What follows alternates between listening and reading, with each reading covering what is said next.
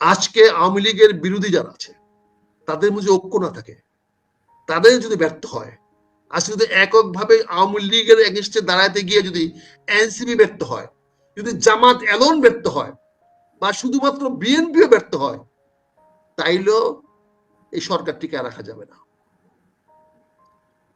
এই তিনটি শক্তির মধ্যে,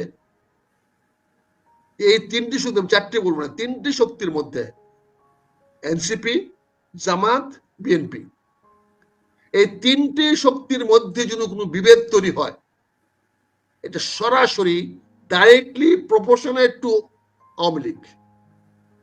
যতটুকু ব্যর্থ হবে তার 3 গুণ সফলতা হবে আওয়ামী লীগের। এই তিনটি দল যত দ্রুত তারা ব্যর্থ হবে, যত দ্রুত তাদের অনৈক্য হবে, তত দ্রুত শেখ হাসিনা ক্ষমতায় ফিরে আসার সুযোগ সৃষ্টি হবে। আমি তো শেখ হাসিনার জন্য এই চিলাচিলি করতেছি না, গালাগালি করতেছি না, আমি গালাগালি করতেছি এই তিনটি দলের কানের মধ্যে ঢুকাইতে যে আপনাদের অনৈক্যতে আপনাদের সর্বনাশ শুধু হবে না, শেখ হাসিনা আরেকবার ক্ষমতায় আসলে ওই বিপ্লবী দেখবে না। গত বছর ট্রাইব্যুনাল করে ঝুলেছিল, এবার রমনা রেস করছে নিয়ে প্রকাশ্যে গুলি করে মারবো, ছাড়বো না কোন ব্যাটারে, এটা মনে রাখেন। কাজে আওয়ামী লীগের জন্য শুভ সংবাদ হলো এটা যে আমরা এই তিনজন বুঝতেছি না এটা, এই জন্য আওয়ামী লীগের পক্ষে যাচ্ছে। এই তিনজনের অনৈক্য 1 তারিখে এমন একটা পর্যায়ে যাবে যেখানে আমার মনে হয় যে শেখ হাসিনা তো দিল্লিতে গরু জবাই করতে পারবে না, তবে দিল্লির বাইরে যত জায়গায় জায়গায় আওয়ামী লীগরা আছে তারা গরু কিনে রাখতে পারে, তারা গরু জবাই করে আনন্দ করতে পারে। এই ঐক্য ধরে না রাখতে পারে, ডক্টর ইউনূস যে সর্বনাশী কথাবার্তা বলতেছেন, অত 2-3 দিন ধরে যে সমস্ত কথাবার্তা বলতেছেন, আলী রিয়াজ আজকে যে কথা বলেছেন যে উনি কালকে সনদ পাঠিয়ে দিবেন সকল রাজনৈতিক দলের কাছে। আমি আবারও বলছি, শালা ওরা কি তোর বাপের চাকর? ওই বেটা, ওই বেটা, তুই এত বড় দৃষ্ট দেখাস যে তুই তাদের কাছে কালকে পাঠিয়ে দিবি? তুই কে রে বাবা? এত বড় দৃষ্টতা তোর? তুই এত বড় কথা বলিস রাজনৈতিক দলগুলোর কাছে তার পাঠিয়ে দিবে? এটা পাঠানো জিনিস? এটা আলোচনা করে বসে সিদ্ধান্ত নেওয়ার জিনিস। তুই আলোচনা ব্যর্থ হয়েছিস, এখন তুই চিঠি পাঠাবি আর বলতেছিস তারপরে ওনারা নো ডিসেন্ট দিতে পারে, ডিসেন্ট দিতে পারে। কি খেলা খেলতেছিস বাবা? তুই কি মনে কর সবগুলাই টাউটের মতো যাচ্ছে কথা বলস?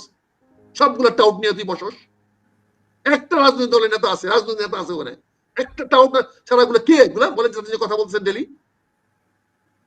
এই যে একটা আছে, এগুলো কি? এগুলোর কেন জাতি ভয় করবে এদের বলেন? সারা বছর আওয়ামী লীগের 5-400 আমাদের মজুমদার সাহেব এনজিও করেন, উনি করছেন সারা বছর সরকারের ইয়া নিছেন, আপনার স্থানীয় সরকারের একটা সুপারিশ দিচ্ছেন, এই সুপারিশের কোনো খবরই নেই, পাত্তাই নাই। বলেন আমরা কোথেকে আইনে আমেরিকাতে আইনে মনির হায়দারকে বসাইছেন, সে সামন করে, সে কন্ট্যাক্ট করে? বলেন মনির হায়দার যদি আসতে পারে তাহলে পিকে ভট্টাচার্য কি দোষ করছে? ইলিয়াস কি দোষ করছে? কনক সরোয়ার কি দোষ করছে? এদের কন্ট্রিবিউশন কম আছে এই দেশের আন্দোলনের জন্য? এদের ভূমিকা কি কম? তারা যে সাহসী ভূমিকা নিয়েছে, যে বক্তব্য দিয়েছে, এই বক্তব্যের কোনো কাছাকাছি আছে মনির হায়দারের কোনো বক্তব্য আছে? বলেন। দেখা তৃতীয় মাত্রায় জিল্লুর রহমান যে বক্তব্য বলেছে, জিল্লুর রহমানের কাছাকাছি আছে ওরা? জিল্লুর রহমানকে ধন্যবাদ জানাই, সে সরকারে জয়েন করে নাই, সে যায় নাই, সে যেতে পারতো, সে যেতে চাইলে তাকে নিত, সে বললে তাকে নিত,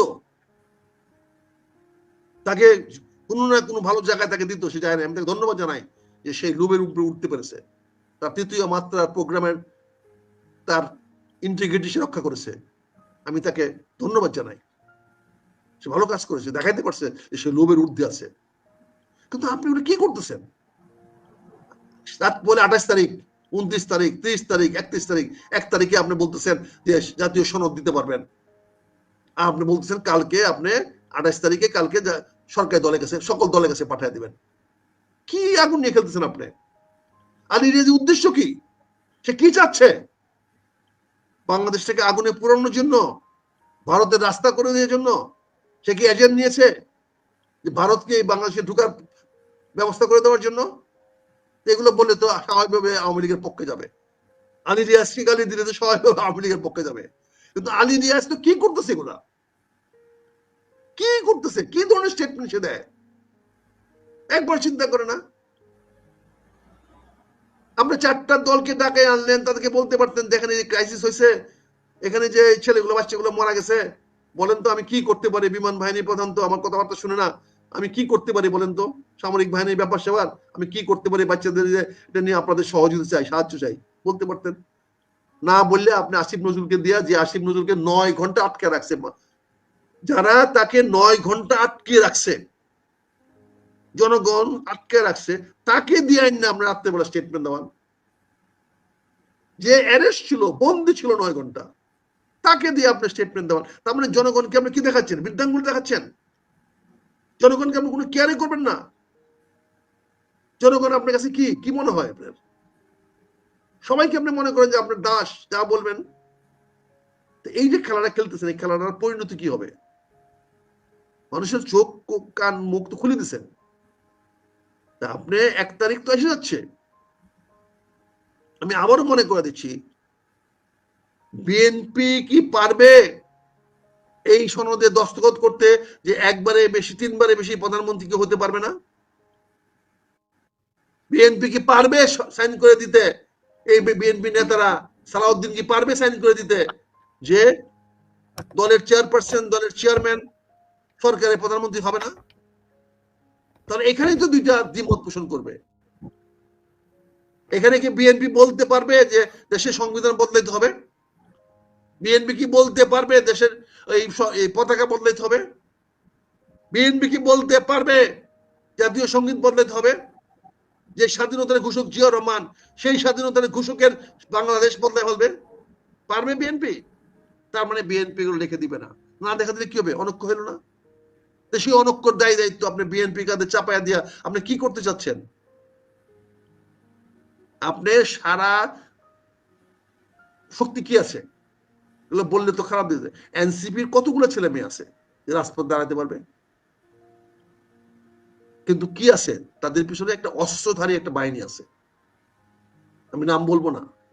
এই অস্ত্রধারীরা আবার মাঠে নামবে, এই অস্ত্রধারীরা এসে দেশে একটা রক্ত গঙ্গা বয়ে দিবে, একটা গৃহযুদ্ধের দিকে দেশকে চালিত করবে, যেটা আমরা দেখেছি ইরানে, যেটা আমরা দেখেছি ইরাকে, যেটা আমরা দেখেছি লিবিয়াতে, যেটা আমরা শেষ দেখেছি লাস্টে আফগানিস্তানে, যেটা আমরা দেখতেছি ওই সৌদি আরবের এগেনস্টে ইয়েমেনে।